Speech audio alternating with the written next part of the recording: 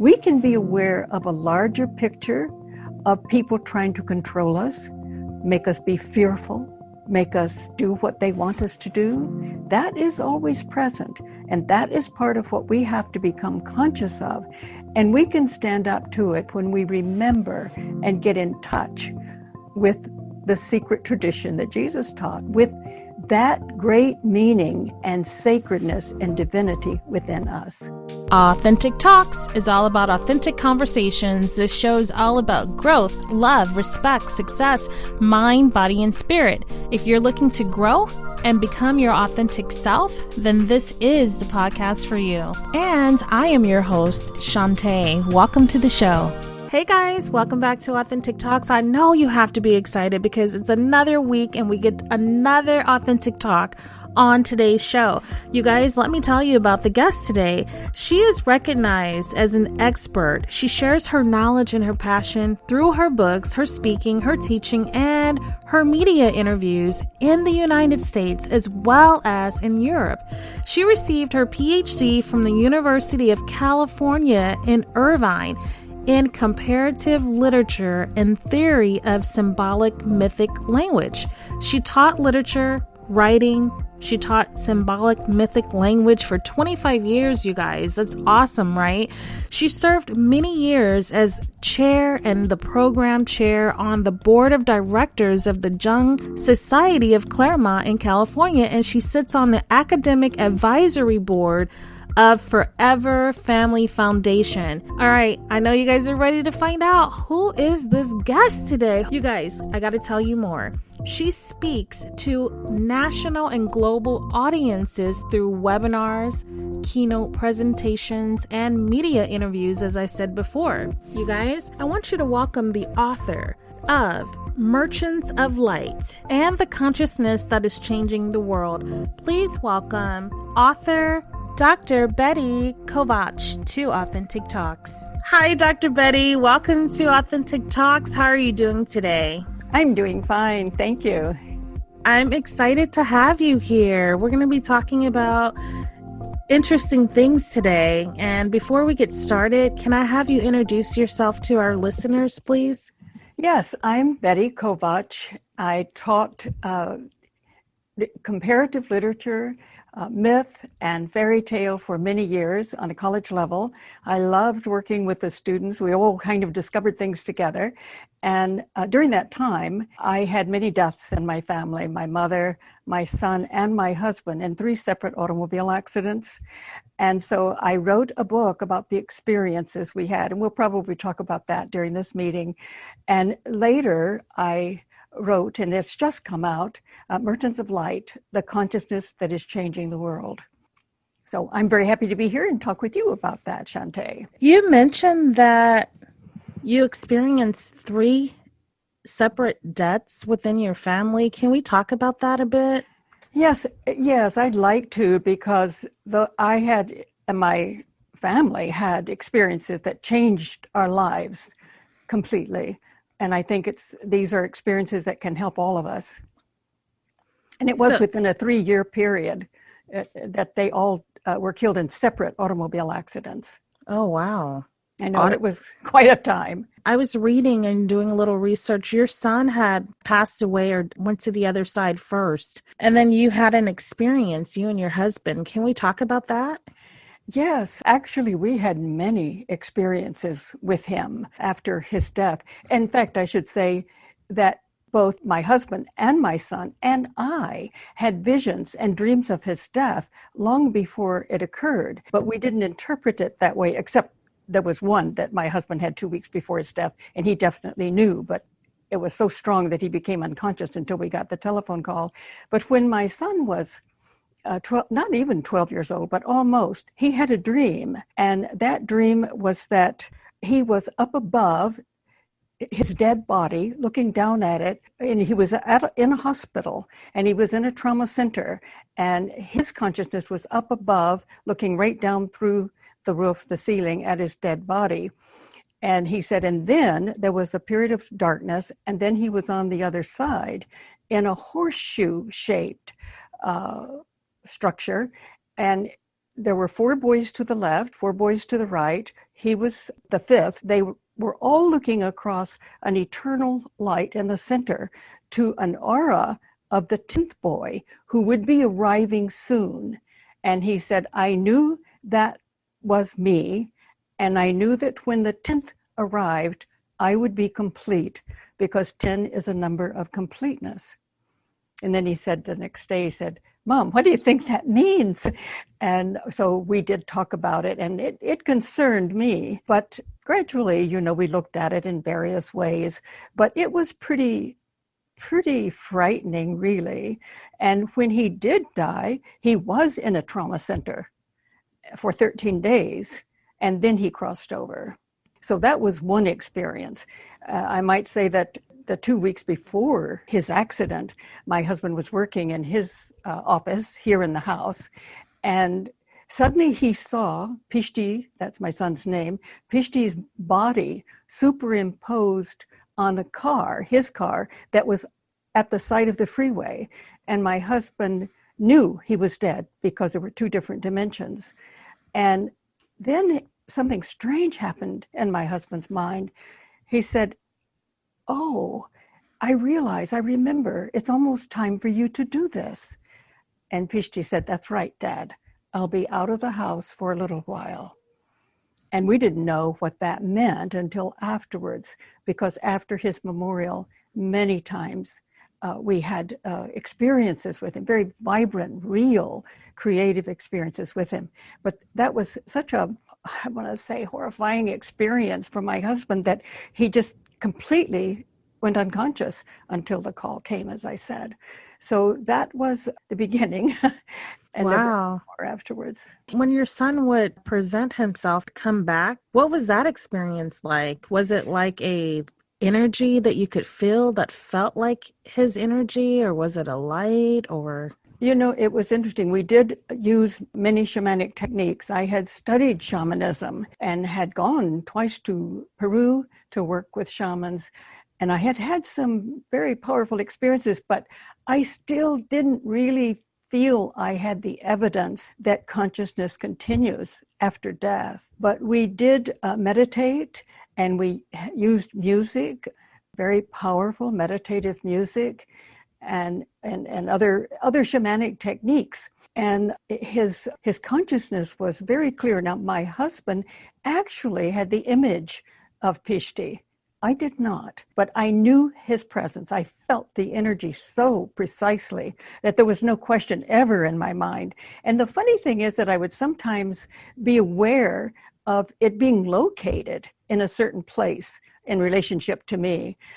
And later he told his dad that he didn't appear in the image he had here on earth with me, because as the mother, it was so hard for me to let go of that image that he didn't want to reinforce that, but he wanted to help us learn how to relate in a new language with feeling and intuition. But he spoke. I mean, I could, within my mind, I knew exactly what he was saying. I knew his feeling, his presence. And he wanted us both to remember that consciousness is eternal, that he was still alive and still creating. I believe it. It's absolutely true, because when my brother passed away, he came back and he danced with me. Oh, gosh. Yeah. And I was in my living room and I felt his presence so powerful. It was powerful. And I stood up and I remember crying but at the same time having this feeling of relief that it was hard to describe. And I had said that I was never going to tell anyone about that, and because they would think that I was crazy. And so I remember dancing with him, and I only told my mother and my sister. And that same night, I want to say it was maybe 2 days after he had passed away, he allowed all 3 of us in different parts of my home to have the same dream. Oh my goodness, that is remarkable. Yeah. I love that. And I was like, I had a dream last night about Craig. And my mom's like, I did too. And my sister's like, so did I. I'm like, he was walking down this hall. And she's like, yeah, he was. And we were so excited that we were just talking all over each other to share what that dream was that, yeah. I love that. And when I was teaching mythology and fairy tale and dreams and visions, and of course, myth really does hold, as well as fairy tale, the organizing principles of our evolution. So we had a wonderful time with that. And we have the fairy tales because they were considered unimportant, but actually they hold the symbolic structure of our evolution. But after class, at first, the students would come into my office and they would say, I want to tell you this, and I have never told anyone in my life. Well, that's because our culture has not honored anything but matter. And we've had incredible experiences. If only we could have shared them with each other, it could have reinforced our knowledge of the other world and of the continuation of consciousness. I had so many students who talked to me, especially after Ph.D. died, of experiences that they had had with a member of their family or someone they loved. And it's just beautiful. I am so grateful for those students. In your opinion, why do you think that we're that way? Why do you think that I couldn't share that story and that people would think that I was crazy was my perception? Okay, I know exactly. And this is in my book, Merchants of Light. We had cultures from the cave cultures. And I want to have a few moments later to talk about the San Bushmen in the Kalahari Desert in Africa. They are amazing people, and we did not know that. But throughout Western culture, there were these shaman, mystic, and scientific societies when they got that far. But they were the basis of our culture, and they were suppressed, first of all, by the Deuteronomist and the Second Temple Judaism. The First Temple Judaism was shamanic, mystic, and then the Roman Church also suppressed these real myths that have the organizing principles for our evolution, and they turned our true myths upside down. And that is one reason why we don't have them in our culture. And then these traditions went underground, but they came up several times. And I talk about that in Merchants of Light. They were the source of a reawakening and a renaissance. And we had several in Europe that weren't recognized. And I have those renaissance periods in the book. But each time they were again suppressed. But one of the times was in 1600. And that was a time when there were scientists and mystics and shamans who were all coming together, and all the way from London and through Germany into what is now Czechoslovakia, the old Bohemia. They were really studying consciousness and trying to understand it scientifically. Well, that didn't last long. Once the church realized what was going on, then they stopped it and took all of the power away from them, destroyed their manuscripts so that they could never be retrieved. And that was in 1620. By 1660, that was when the Royal Society of Science developed in England. And those scientists knew they could not study anything but matter, because the church would not have it. It's rather ironic that it was the church that took away our soul history, the inner life, they did know what they were doing, because you cannot have power over others if the individual, we find our own inner power. So materialistic culture developed, and some of those scientists in the early days had been a part of the shaman mystic scientists, but they could not say so. And so we had 300 to 400 years, many years of a science that could not go inward. And then they believed, after all of that, there was no inward to go into. So there was no spirit. And our worldview became that there is nothing but matter. We are a fluke of nature, and there is no meaning and no purpose. And if you did not think that, then you were non-scientific. And of course, we didn't know that science had been suppressed by the Roman Church and the state equally. And so it was not until the beginning, very early in the last century, that quantum physics developed. And that is coming full circle, because with quantum physics, we now know that consciousness is primary. And when the matter that it creates is gone, it still exists. And so now To be scientific is to understand that. But it may take many years for us to know, for enough people to know. But there's so many people talking about that now. Paul Levy, who was a writer and actually a Buddhist and a therapist, he said exactly what I believe. And that is that quantum physics is our collective dream to heal ourselves. Because with that science, and the Western world demands science, with that science, we have evidence that what the mystics were always saying is correct. But we lived in a few hundred years of absolute horror, being forced to believe, really, that there's nothing but matter. And that's exactly why we couldn't talk about it. And all of this was just for power purposes, is what you're saying? It was. It was. And that's a hard thing to take in, that there are those among us, and who knows what we did maybe in another life, but that do not discover the power that is within them. And if we don't go inward and discover that, where is our meaning? We have to find it in the outer world. And for many, it means snatching and grabbing that anything that makes us feel important, or getting the power so that we can have it over other, since we don't have it in ourselves. The Nag Hammadi texts were discovered right after World War II. And these were texts that had been buried in the 4th century, because the church made it very clear that if they weren't destroyed, they would destroy them. So they didn't destroy them, they buried them, and we found them, you might say, in the hour of great need after World War II. And in those texts, we see a Jesus who tells us, you and I are one. When you drink from my mouth, you and I are one. He wanted to let people know how to achieve Christ consciousness, not to follow him, but to become Christ, the Christ consciousness, that we are all divine, that we are immortal, and that we are all creative. This is tremendous power within us. And he said, if you do not find what is within you and bring it forth, what you do not find will destroy you.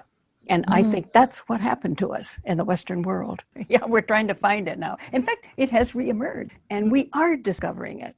Was that the secret tradition that Jesus taught?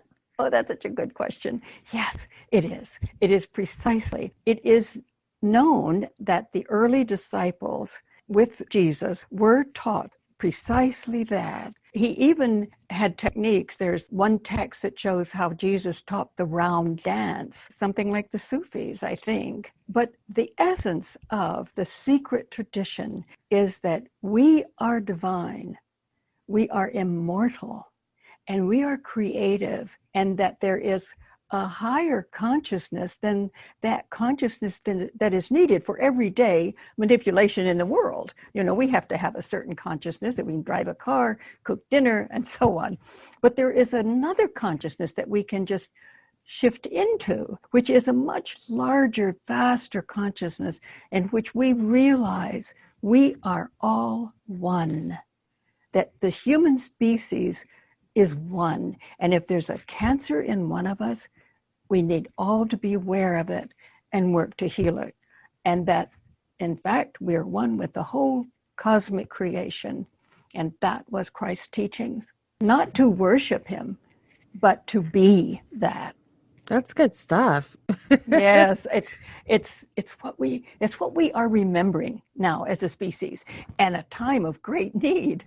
So you know what's going on right now in our world, where we have this COVID-19, we have people that are afraid, we have brokenness, we have like the racism thing going on, all the protests, and then we have like a high level of drug addiction and just all of this stuff going on. What is your opinion about those things that are happening right now, and how your book could possibly have some answers to why we're going through this? Mm-hmm. Yes, I think that the most important thing for all of us to realize is that we have everything within us that we need to teach us everything we need to know. We can go into these altered states of consciousness in which, just like when you were with your brother, you knew it. It was, as they say, realer than real. No one could tell you that it didn't happen. And when we go inward, on whatever level that we experience that is within the soul, within the heart consciousness, we know it's real. And that is what will save us. So I think that what my book makes very clear is who we really are, from the cave cultures to the sand bushmen in Africa, to the first temple tradition in Judaism. Oh, and before that, the Egyptians were great shamans and mystics. And then the pre-Socratics in Greece. And then the German, before that, the Rosicrucians at 1600 that I talked about, and the German and English Romantic movement, that they were reminding themselves and us, this is who we are.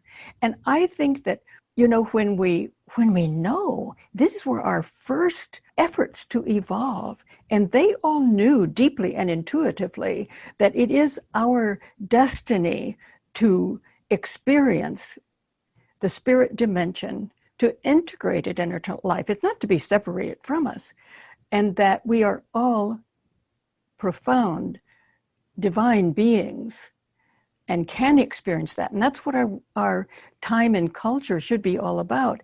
Religions should be what the word means, to reconnect, to help us to find ways in which we can open up to heart consciousness, to integrate the various brain components to the heart. All of the ancient traditions were heart-centered, and to know that we are one. I think you mentioned racism. I think racism shows our inability to really accept creativity. We are all different, and yet we're one. And why can't we accept the differences? We look at nature, at the incredible, infinite differences. But I think it's because we haven't found our own inner self. And so these problems have been brought on because we lost what these earlier cultures knew. And for instance, in old Europe, there was such a shamanic culture. And Maria Gambudis was here at UCLA. She was an archaeologist and did so much work in that culture. And she said what we need to hear today is that all technology in that culture was subordinate to creating value for the human being, that it was all centered on our becoming and creating joy in our lives. If I could just go for a minute to the sand bushmen living in the Kalahari Desert. They have no possessions, just a few teeny little things that they would carry around with them. But they're very joyful people. They seem to live life deeply. And people outside of the Kalahari Desert looked at them and saw them as totally insignificant, that they knew nothing, and that the ones looking were superior to them. And how wrong they were, because we now know that the San people have known how to experience this advanced consciousness for, they say, 65,000 years, which would make it before even the cave cultures. Now, our archaeologists say they were a little bit later than the cave cultures, but it's very possible that they actually ignited the cave cultures. But the outer world looked at them as so insignificant that the government of South Africa actually issued licenses to go hunting them until the 30s. And this is so beyond even being able to understand. But there were people, Lawrence van der Post was born in South Africa and was very often around some of the San people who were brought in to work for the Europeans. But he was very impressed with them, and he spoke and wrote about them in a very respectful, honoring way. But then I found the work of Bradford Keeney, along with his wife, Hilary Keeney. And Bradford was playing the piano one evening, and he had this incredible experience of what he now knows was cosmic consciousness. He said his whole being was just flooded with light and love. And he realized that the center of the universe is love. But again, like so many of us, he didn't know what to do with it, and he didn't tell anybody. He went off to college, I think Purdue and MIT, and then was teaching in a university. And he was invited to to teach in a university in South Africa. And I think a week or two before he left, he had a dream in which he was shown on a map exactly where he was to go when he got there. And when he got there, established himself at the university, he organized a team, and he went following that map from a dream. And as he crossed the Kalahari Desert, he saw the San Bushmen running toward him. And when they got to him, they said, "Welcome. We have been waiting for you." Wow. Isn't that beautiful? Yes. And he worked with them off and on. He would go back and forth, but he really learned all of their sacred techniques of opening to this universal heart consciousness. And he's written about it. And even they trusted him so much that they released their sacred teachings to him, and they are published now. So we realize here are people who are so joyful, and yet, as one writer about them said, they were a murdered culture. And they even express the knowledge of how so many white people looked at them by a story, which is very moving, and I'll tell it very quickly. There was a man, they said, who had the most beautiful cattle you could imagine, and he was so proud of them, and they gave beautiful milk. And then suddenly one day there was no milk. And then he stayed awake to see what was going on. And he saw these beings coming from the sky. He called them sky beings. And these women, beautiful women, they came down and they were stealing his milk. So he chased them away and told them they never to come back again. But the most beautiful one he caught, and he married her. And there was just one condition. She had a beautiful little box, and she said, "You are never to look into this. This is a sacred box. Never must you look into it." And he didn't for years. But one time she was out, and he looked at that box, and he thought, "Well, why shouldn't I look at it? I'm going to open it and look at it." And he opened it. And he just started laughing. And he said, "What a silly woman. There's absolutely nothing in this box." And when she came in, she saw him. And she knew he had looked into the box. And she said, "You looked?" And he said, "Yes, I did." And "You silly, silly woman. There's absolutely nothing in that." And he laughed. And she turned around and left. And she never returned to the earth again. This is a story which I think very much describes those of us who have not had an experience of something sacred. She's told him she was saving the secrets from the sky people for both of them. And they were these sacred energies within that box, but he couldn't see them. And I think that we looked at the sand in that way, and they knew they would not share anything with us until there was someone who came along who could see what was in the box. They are just a beautiful people, and they have been so unseen. Wow, I love that story. I do too. I think that what it is that we have like fear that if we believe these things or if we look into these things, for the people that have not had any experiences that personally, that they're going to go to hell and that it's the devil and stuff like that. You know, that's really sad. There are quite a few things that the church released and are still being taught. There is a demeaning and canceling out by some churches, certainly not all, that whatever we experience within these profound, sacred, spiritual experiences are from the devil. He is very tricky, and he will really fool you. And they're from the devil, so don't get involved in them. That is a power play. That is reducing our inner soul to nothing, to the devil. And there are people who do still believe that, and they're good, beautiful people, but they have been convinced not to believe any inner experience. That's a cancellation of the secret tradition Jesus taught.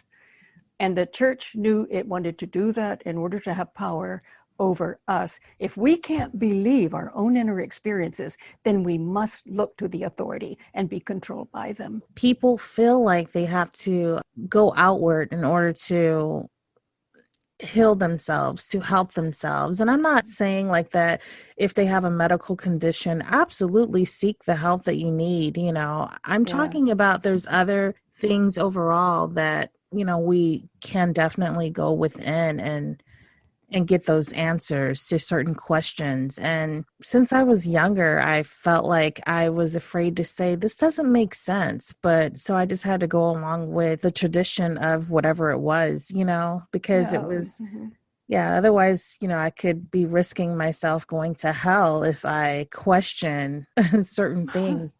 I know we're taught that we'd go to hell. I think that we create whatever hell we end up in. But orthodoxy, in that sense, did not give us the teachings of Jesus. It told us things so they could control us. And that is tragic. That has so shaped Western culture. If I could just tell that one myth in Judaism, in the Old Testament, we all know it, and that is about the tree of good and evil, or of consciousness, knowledge, life. And God, the story goes, and this is an inversion, while I'm telling it, it's an inversion of the earlier true myth that is organized by our own soul and psyche. But the myth that the Deuteronomists told, and they took power over the first temple in 621 BCE because they said, we found a new text in the temple, and this is the way we should live. And they destroyed all of the sacred wisdom texts that had been a part of the shaman mystic tradition. The feminine being who was a symbol of the soul, of the heart, and the tree was her sacred object or image. Trees were planted, there were groves of trees in honor of the great goddess, which is in honor of soul, of heart. Although there were Jews who took those wisdom traditions to Egypt, but in Judaism, the second temple, they did not exist. So the story then was that Adam and Eve began in the Garden of Eden, and God said that you can have anything you want in the garden, but you cannot eat of this tree, the tree of knowledge. Now we have to ask ourselves, why would a divine being not want us to have consciousness, But this is an inverted tale. And of course, Eve does take the fruit, but Eve, the feminine, had always given the fruit to anyone who wanted it, the fruit of our own essence, of the secret teachings that will become Jesus' teachings later.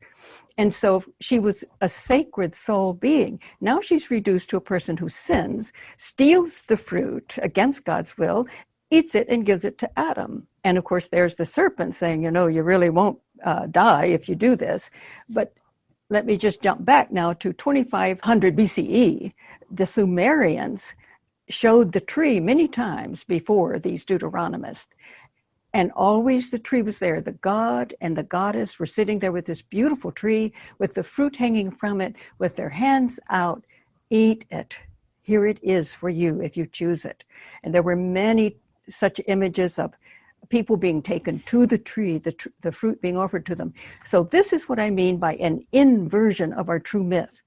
The true myths that are organized within the soul want us to evolve. They hold the blueprint for our evolution. Yes, seek the fruit, eat it, and become conscious, become aware. But when God, in the Deuteronomist telling of the story, it was that you will be condemned to death now. From dust you were made, and to dust you will return. And childbearing was cursed. Adam's work with the earth is cursed. Now, that is a power structure's grab. Because of all of that, we're all born into sin, and that's why we have so much suffering and pain and all of that. It's true, and that's not a true story. Obviously, we may suffer. Yes, that's part of being alive, and we can learn from it, and we can walk through it. But we are not born in sin, and there was no fall of man, except the fall into being controlled by political powers. And I've often thought, when I was a kid, I thought that's a strange story. But, I thought, well, I don't know whether I believed or disbelieved it, but those stories are imprinted on our psyches, and we don't value ourselves I mean, we were so devalued, but what's the point in devaluing us? It's so they can control us. And we have to ask today, who are the Deuteronomists who are in power? Who are those who are trying to make us fearful today of what's happening? I mean, fear is a very good tool to control others. Yeah, it definitely seems to be working and has worked. It has until we begin to think, wait a minute here, who's doing this? And who is profiting from this? We follow the money or follow the power, and we'll find out the larger picture of what's going on. Absolutely. When we think about our ancestors, how did our ancestors' worldview differ from ours today? And what are the sacred gifts that they preserved? Yes, for instance, the secret teaching of Jesus was the secret teaching of the mystics, the shamans, and they were at one with the scientists of their time because these scientists had experienced this and they wanted to understand it conceptually. So how were they different? Nothing was more important to our ancestors than living in harmony with the laws of nature. We are nature, and our laws within us need to be recognized and so that we can live in harmony with them. And for instance, after the cave cultures, it's a megalithic culture, we call it, because there are these huge rock structures now we know all around the world. But these were both temples and observatories because they didn't separate conceptual thinking, scientific understanding from spiritual experience, was just different lenses through which we could understand it. But these buildings helped us to know the rhythms, to see the sun in its various stages and the moon. So they actually were a mirror into the rhythm of the earth so that we could be in harmony with it. They saw us, the human being, as the mediator, this wonderful organism that we are, as a mediator, energetic mediator between the deep and profound energies of the earth flowing through us and into the cosmos. And we connected the earth energies with the cosmos and then brought those energies back down through us and into the earth. And in that way, we lived in harmony with the earth and were in balance. So I would say that the deep, profound rituals which they practiced within these great temple observatory structures helped them to stay in touch with these energies, be in harmony with them, and keep our consciousness connected both to the earth and to the cosmos. So they saw everything as sacred. Well, that lasted for a while, and it was very powerful in many cultures. And in the 20th century, as I said, many scholars have discovered these cultures, some of which were not known before. And I think that synchronicity in and of itself, it's coming to us, helping us to remember what our natural beingness is, just in the nick of time before we start going through a powerful transformation.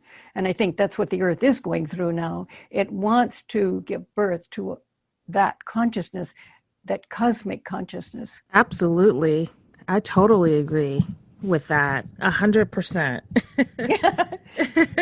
Me too. I do. Yes. I was watching something and it was talking about the indigenous people and it showed the way they live. I'm so curious and I love reading books and I just enjoy like opening myself up to take in just different aspects of who we are.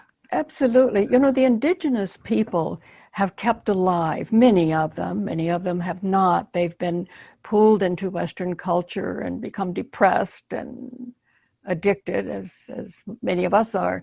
But many of the indigenous people have kept the principles of living in harmony with nature. And that means living in harmony with soul energy, heart energy. The earth is sacred. And everything changes when we see that and experience that sacredness. And I think they don't have what comes with those of us who have been taught in the Christian tradition, which is not really the tradition of Christ, but it's that things feel forbidden to us, or we shouldn't do something, or that would be something that we shouldn't participate in. There is that deep teaching within many of the Christian traditions. No, don't do that. Avoid that. No, that's dangerous. That's not for you. But that's a way of controlling us. We need to be open to it and learn what we can with trust and a sense of the sacred, what these indigenous cultures can teach us. Absolutely. How did you get through the grieving period of the loss of your husband? Well, that was, when my mother was the first one who was killed, and I had as a child always feared losing her because I was so close to her and there were so many things changing in my life that she carried my soul.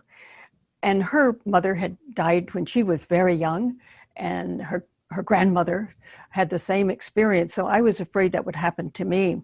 So I feared death. I was so afraid of losing her. But when she did die, she was 77 years old. So I was so grateful that I had her this long.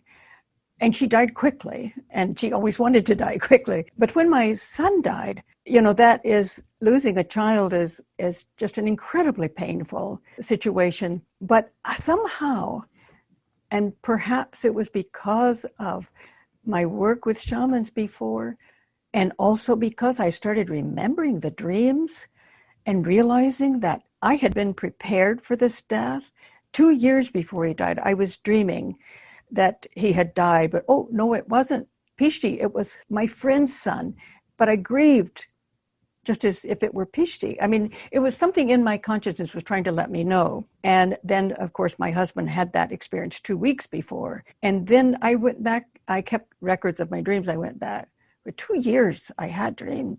And there were times when I would grieve for the death of like my friend's son. So I think I was being prepared for it. But what really helped, what really made the difference is that we were in touch with his consciousness. That made such a difference. And people would say to me, the few people I told right away, well, you have that ability, but that would never happen to me. And I said, no, that's what we believe. We've been taught that only, you have to be somehow special. No, we are all able to do this, but we've lost the ability because of a culture that told us we couldn't and are nothing, and there is no spirit. And this is what, in our time, we must all work together to help us all to be able to open up those abilities within us that have really atrophied because we haven't used them. And this is our heritage. But that is what helped. Now, there's grieving anyway, but I knew that he was creating, that it felt like his choice, that we knew we were going to do this for various reasons. I heard one woman whose son was killed, and she said, I don't know where he is, if he's anywhere in the universe. That is, you can hardly live with that. And I am so grateful that we had the experiences we did, because it made it possible to get through it. Of course, there was still just the daily life of grieving that he wasn't here, but I also could accept it, as we as mothers always have to accept the decisions of our children if we know that they come out of their heart, their soul, it's their destiny. The grief was, I came to realize that by following the grief, being open to it and not pushing it down or being negative about it, that if I followed it, it would take me to a much greater awareness, and I could even experience joy again. I love that. Can you share with us regarding your book, for someone who has never, ever heard of this, that may have just fallen upon this show? You shared quite a bit about what you have in the book, but how would they be able to digest this? In what way? What suggestion would you have for someone who is really struggling with the belief system where they're just stuck in it, and then they stumbled upon this show, they read this book? Yeah.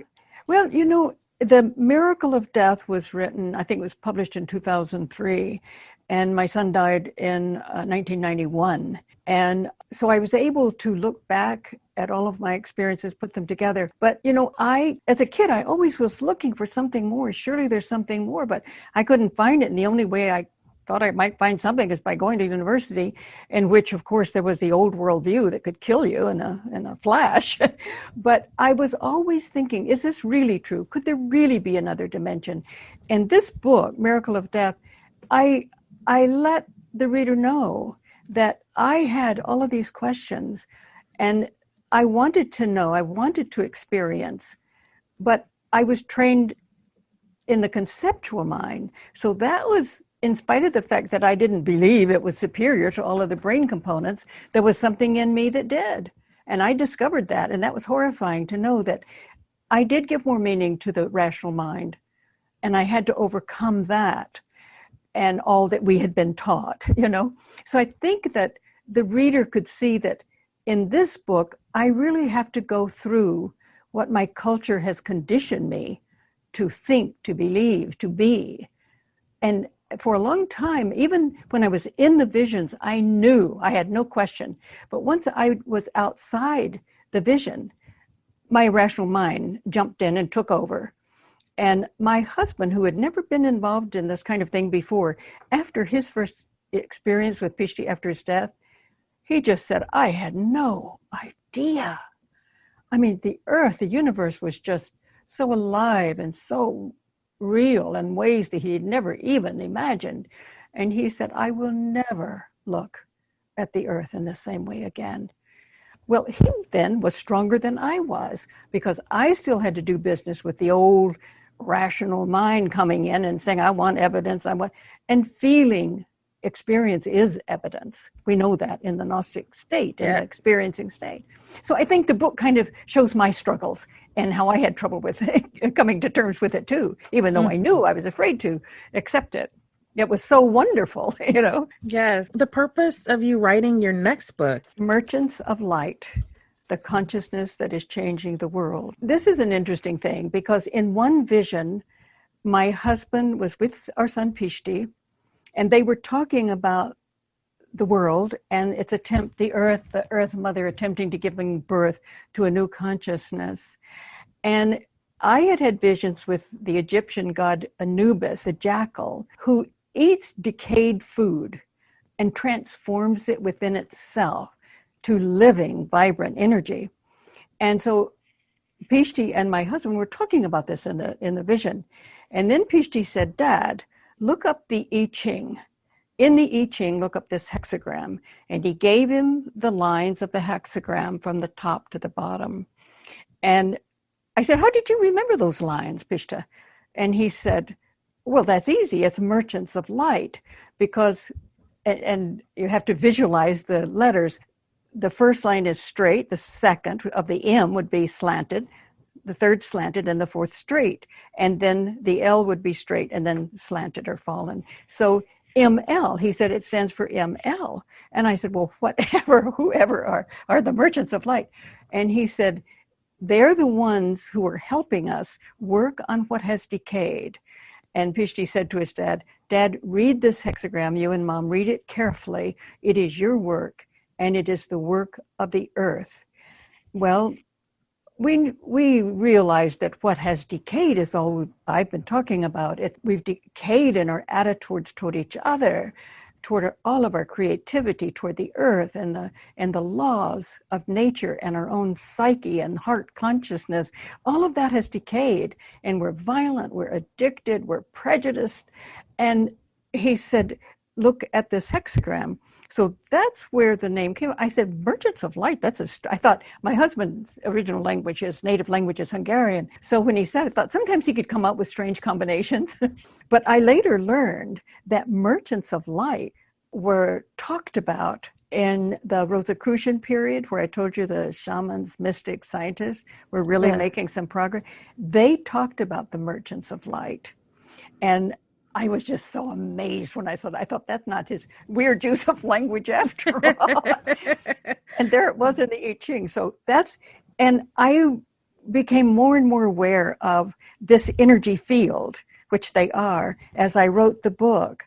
And I really feel that they helped me write it, that they were an energy within me, helping me get this across, and that it is the consciousness that is changing the world, and that what we need to do is to, within our own selves, recognize the decay and transform it into light. And when we do this work for ourselves and the earth, this energy field, we draw this energy field of the merchants of light to us, and we're living by very creative laws that are very powerful.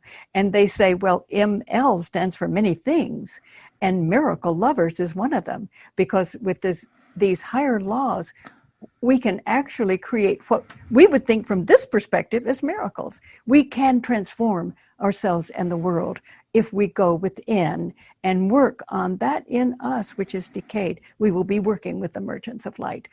So the book is about that, and it's about the cultures who very naturally did this work and kept in harmony with nature and were eventually destroyed. But they went underground, and they were the energy that formed every awakening, and they are back today. This is another Renaissance period in which so many people are ready to open to the gift within them. Because each of us has a gift. As the indigenous people would say, each of us has a medicine which we are here creating and will leave to the world.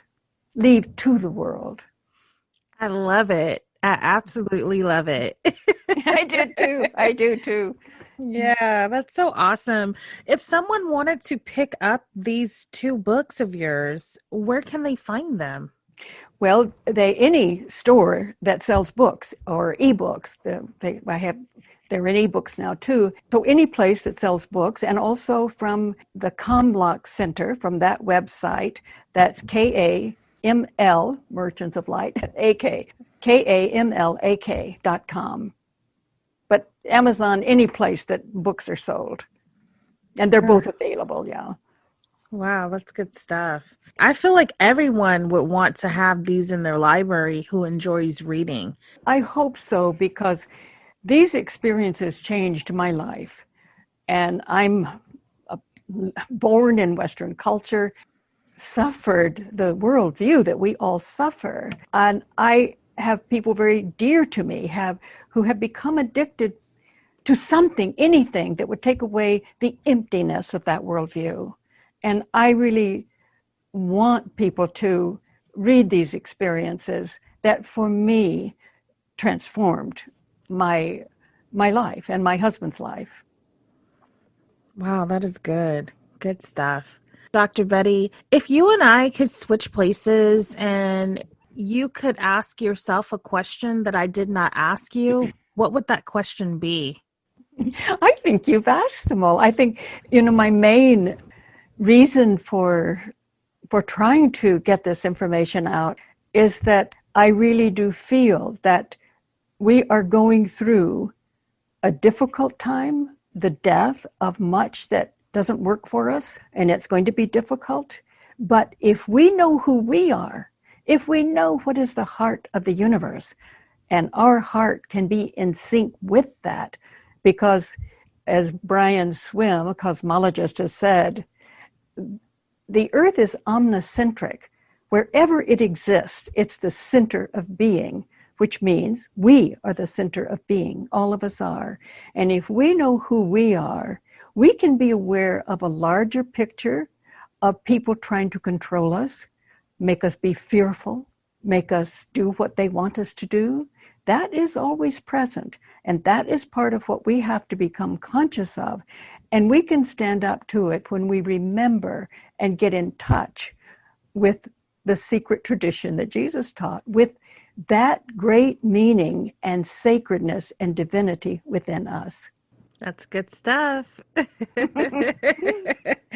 Yes. And I feel like, honestly, that a lot of people are starting to wake up and understand that, and learning and understanding who they are, and just kind of like relearning or reconditioning their minds so that they could, it's kind of like there is this mass awakening happening is what I would call it. And I agree. And it is because of the experiences that people are having that no one else can explain. When you know that it's not a negative energy, you know that it's like not like what we were taught, that this isn't like Satan or the devil. This is actually the energy and consciousness of my brother. Exactly. We have to know that. We just have to know that. There's a tremendous pull of us out of ourselves. And under in Nazi Germany, they said they could get people to do whatever they wanted because they had to make them be fearful and then believe that they had the answer to it, and we can see that taking place in our world. Absolutely. And there are millions of people who have experienced a near-death or actual death experience and have experienced the other side so vividly, so powerfully that they would never be convinced that it didn't exist. So I think there are millions all around the planet who have these experiences, and we need to encourage each other to honor them and to tell each other what these experiences are, because they strengthen all of us. Absolutely. That's so true. And not have that fear of what will people think. Oh, yeah, we can't care. Yeah, no. They're going to think whatever they think anyway. That's why we're here today, because I got over that fear. I had wanted to start a podcast for so long, but I was like, what will people think? Because I want to talk about real things that's going to impact people's lives and help people to know that it's okay for you to just helping to confirm for people that those experiences doesn't make them crazy. Exactly. It doesn't mean that they're doomed and gloom, That's it's so important. And you do a beautiful job of it because your heart is there, you feel it. And that is so, so valuable. And that is part of your medicine to the world. Oh, thank you so much, and thank you for writing your books, doing all of the research. And I have to ask you this before we part ways, Dr. Betty. What was it like studying the shamans? You mean in Peru? Yes. I went with a group. There was no other way for me to get to the shamans. And it was being in nature, focusing entirely on nature and going inward, which is a good thing for us to do here. And I realized that I did not want a shaman in the outer world, that I needed to find that shaman or shamaness within me. I think that was one of the great lessons I learned. I'm grateful to them, and I'm grateful to the Native Americans here, who I honor them. I'm grateful that they carry an energy which we have let decay within our own hearts. But I realized, no, this is a time I have to find that shaman within me. So it was a great thing from that perspective. But they helped me simply by helping me to know that there is something within me, and that I did not and could not at this point go without. I mean, they could help you. I think anyone who wants to work with, that's very, very good. It's just that I knew I had to go inside. I was, again, kind of looking outside myself, and I needed to go inward and realize that those energies are within me. Wow, that's awesome. I have every intent of going over to somewhere. I don't know if it's going to be Peru or we'll see, but I do want to go. I want to go to the rainforest and see all those parts of the world. It's like, I'm ready. Before I had so much fear, Dr. Betty, that was within me that I was like, okay, I don't know if I want to buy a house. I'm afraid. Then it was like, I bought the house and it was like, I don't know if I want to do this. I'm afraid. And I just got to a point where I'm just like, I'm over this already. I love that. I love that. That's exactly what we have to do. And you're taking one step at a time to overcome all of those no's. Yes. I'm so over it. I was afraid to get on a plane. Then I was like, okay, I got on a plane. Then I was like, I'm afraid to go out of the country. Now I'm like, I'm just done with this. So I'm just going to live my life, and just be me and do me the best that I can, because no one can be me better than me. So I might as well just. Exactly. And you have that gift, that necessity to be that creative person that you are, so that we can receive it. And of course, if we can make you fearful enough, then nobody will get it, and then that we can all be controlled. So getting over those fears is just fantastic. It's like, over this, step aside, get out the way. Yeah, right. Exactly. And wow. I love talking with you. well, with you, I feel like I've known you for a long time. Yeah, that's so awesome. And that I don't want to let you go. We'll have to. Well, hey, we could keep talking if you want to. I will let you go. I'm Betty Kovacs. I have written 2 books which I would like you to know about. One is The Miracle of Death, There Is Nothing But Life. This book is a discussion of all of the experiences that I and my husband had with our son when he was killed in an automobile accident. We learned very clearly and very forcefully that consciousness is eternal, that his consciousness, our consciousness, does not die with death. And we had many, many visions in which he wanted us to remember that consciousness is eternal. We do not die. And so I wrote the book so that I could share those many experiences with you, which transformed my life and my husband's life. The other book, which has just come out, is called The Merchants of Light, The Consciousness That Is Changing the World. And this is a book that I did research on for almost 20 years.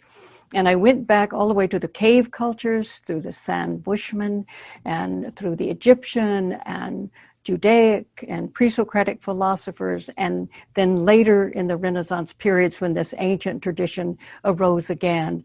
So it is the book, I think, is important for all of us, and especially now that we're going through a very tremendous crisis, because I think the earth is really working to give birth to a higher, vaster consciousness. So the book helps us to know that our ancestors knew this. They knew how to achieve this consciousness. And that is what we need to learn to do, is how do we achieve a vaster consciousness that takes us out of this 1 square inch that we've been living in and helps us to connect to nature and to the heart, the consciousness within us, a heart consciousness, and to the cosmos. And I think this is especially important now because we need to remember who we are, what our deep aims and intentions have been, because we are going to have to remember that given these times that are coming. So the book does that.